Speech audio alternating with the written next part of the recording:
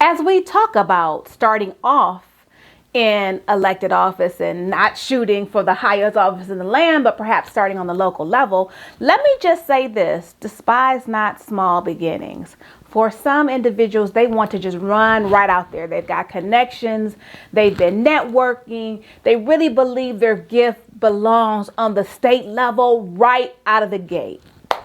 And God bless you if that is you. Much luck to you in your campaign.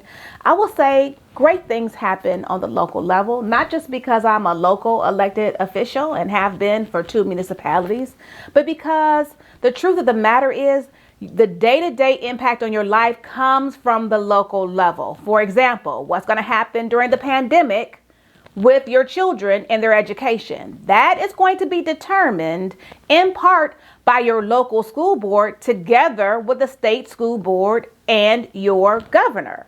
In my state, my governor has said, hey, I'm leaving it to the local school districts to figure it out. And I trust whatever you come up with is going to be in the best interest of the students.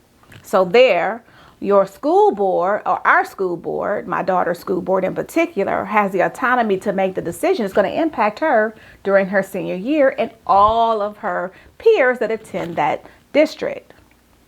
That's one thing. Judges.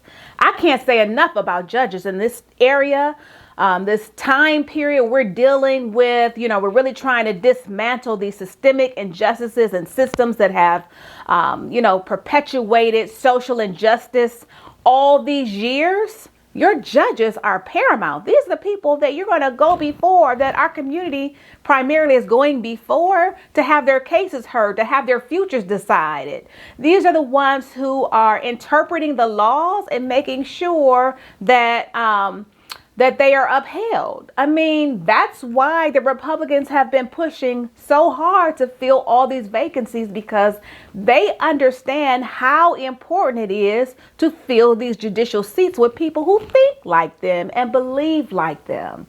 So your local judges, I know sometimes, and even as elected official, you get bombarded sometimes with literature from judges, and there's so many, whether it be the county judges or whether it be the municipal judges and, what they do and all that. Do your research.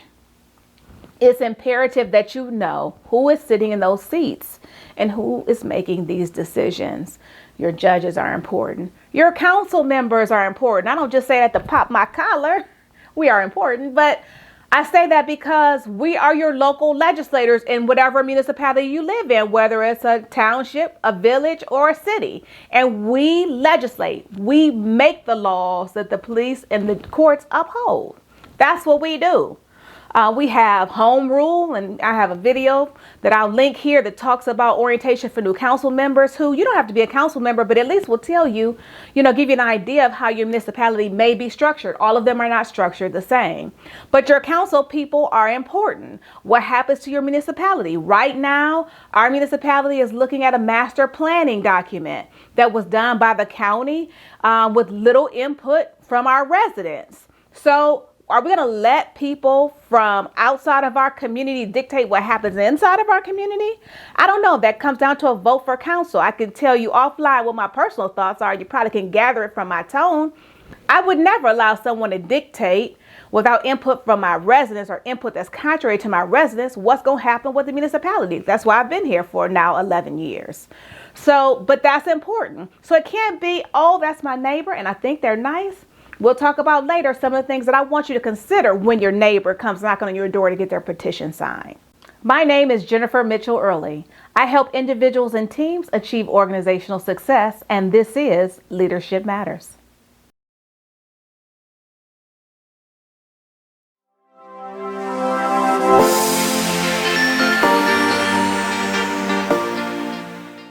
What type of experience do you or the person who's seeking office have? So if we go back to Kanye, when I asked you, did you think he was qualified? And did you think he was a viable and therefore a viable candidate?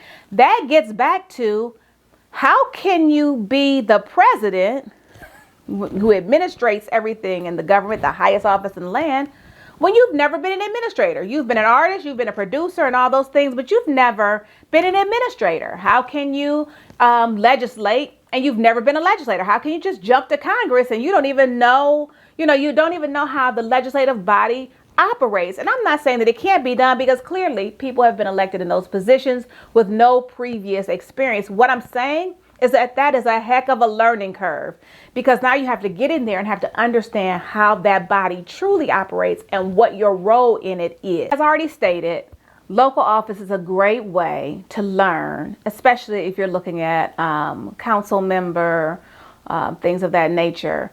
It's a great way to understand how government works and to understand what your role is in that.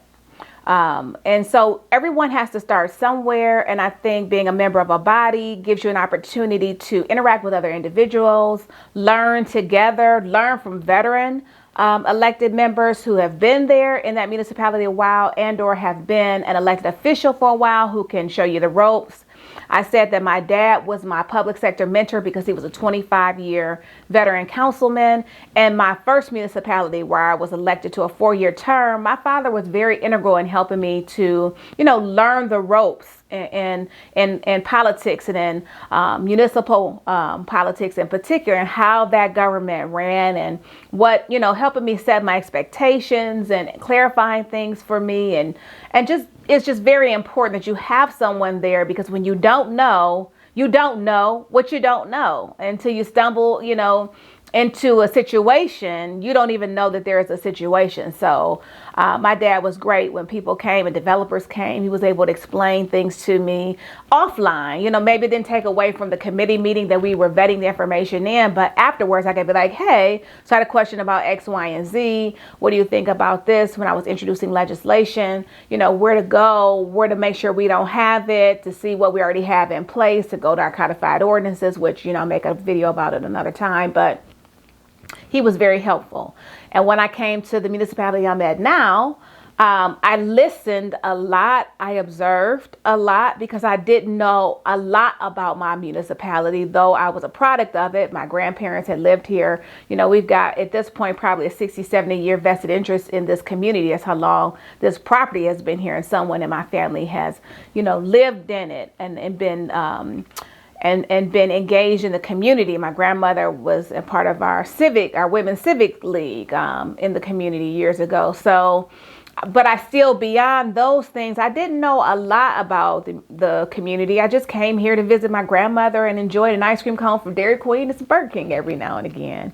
So I had to get here, and I had to understand it from the vantage point of an elected official and what the challenges of the community faced, some of our, residential challenges, housing stock issues, and all of those things as I came into the community. So the veteran members on council were very helpful for me, because I could ask them questions. I could get background. I got information about the original master plan for the community. So I kind of use that as I gauge and evaluate the master plan that's being proposed. So those things were beneficial. Being in elected office is the most immediate impact that I can make to my community from an elected level. So anything that happens in the community, I have a say over it. I have at least, one vote that I contribute and that I make based on my perception and what I think is in the best interest of the village, and all the education and research that I've done to make an informed decision one way or other to vote something up or to vote it down.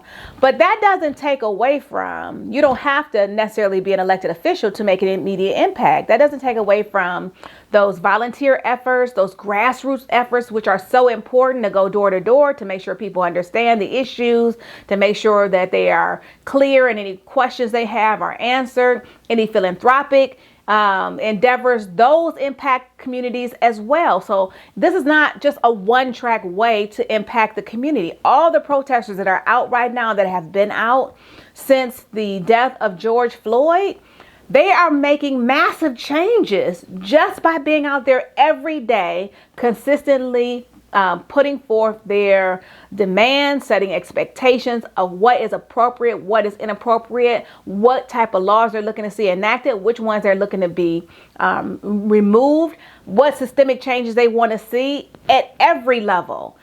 Without the protesters, we would not be making some of the strides that we are making today. So every position is important. You don't need a title to make a contribution.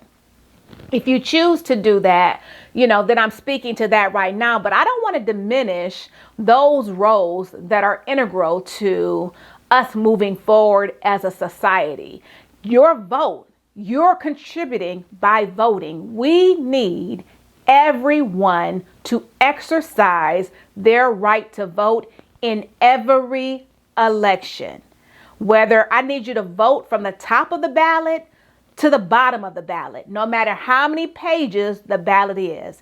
I need you to be informed on the issues. If there is an issue that they're asking you to pass, I need you to make sure you understand the language, the crux of the matter, and how it's going to impact you. I need, as a people, as a constituency, I need us to be responsible and accountable and culpable. We are for the results.